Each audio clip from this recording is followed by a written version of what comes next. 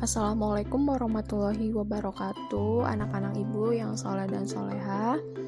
Ya, jadi hari ini pada mata pelajaran pendidikan agama Islam, anak-anak akan belajar tentang cita-citaku menjadi anak soleh. Nah, apa yang difikirkan oleh anak-anak saat mendengar cita-cita?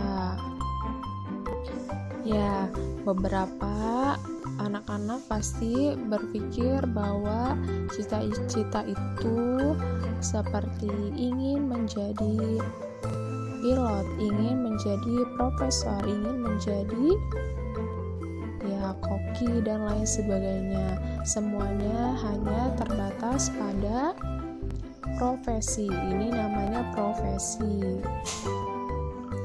Nah, menurut Kamus Besar Bahasa Indonesia, cita-cita adalah keinginan atau kehendak yang selalu ada di dalam pikiran, berkeinginan dan bersungguh-sungguh. Jadi, cita-cita itu keinginan yang ada dalam pikiran dan dibuktikan dengan suatu usaha agar apa yang dipikirkan itu tercapai.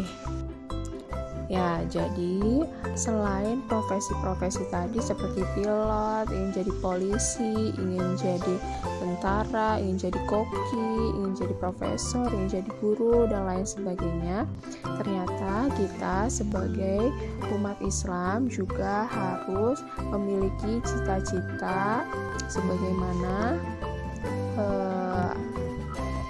tuntutan kita sebagai orang Islam, yaitu menjadi orang-orang yang soleh dan soleha. Jadi kita sebagai umat Islam, anak-anak, ibu, dan semuanya harus memiliki cita-cita menjadi orang yang soleh dan soleha. Nah, kemudian bagaimana cara kita menjadi orang yang soleh dan soleha? Jadi anak-anak itu harus ada keinginan di dalam hati untuk menjadi anak-anak yang soleh dan soleha, dan dibuktikan dengan suatu usaha yang menjadikan anak-anak itu menjadi orang yang soleh dan soleha. Nah, yang pertama, kita itu harus menjadi orang yang jujur. Jadi orang-orang yang jujur adalah orang-orang yang disayangi oleh Allah dan merupakan ciri dari orang yang soleh dan soleha. Nah, kemudian ada ciri-ciri orang yang jujur. Pertama, jujur kepada Allah Subhanahu wa Ta'ala. Ciri-cirinya adalah selalu menaati perintah Allah Subhanahu wa Ta'ala dimanapun dan kapanpun.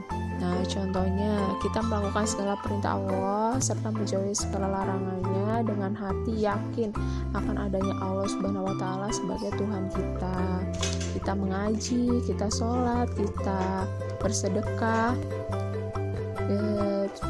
pokoknya semua hal-hal yang diperintahkan oleh Allah itu kita lakukan dengan sepenuh hati.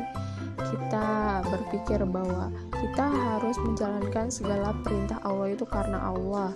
Nah, itu contoh jujur kepada Allah Subhanahu wa Ta'ala. Kedua, jujur kepada diri sendiri. Contohnya tidak mencontek saat melakukan ujian. Nah, jadi ujian adalah bentuk cara kita mengukur sejauh mana kemampuan kita pada suatu bidang, semisal ujian matematika, ujian pendidikan agama Islam.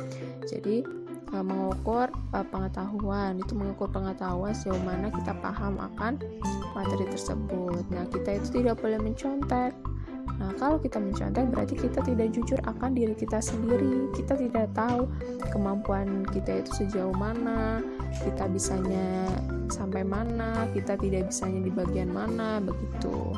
Ketiga, jujur kepada orang lain. Contohnya saat kita berjanji kepada orang lain, kita itu harus menepatinya.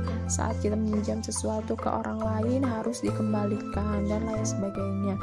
Pokoknya sesuatu yang berhubungan antara kita dengan orang lain, kita berjanji, kita meminjam sesuatu itu harus dikembalikan sesuai apa yang kita pinjam. Itu namanya jujur kepada orang lain.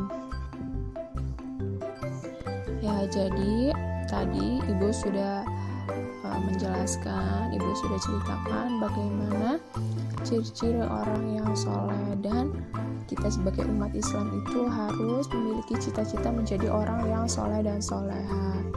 Nah, setelah ini anak-anak boleh mengerjakan soal yang Ibu berikan.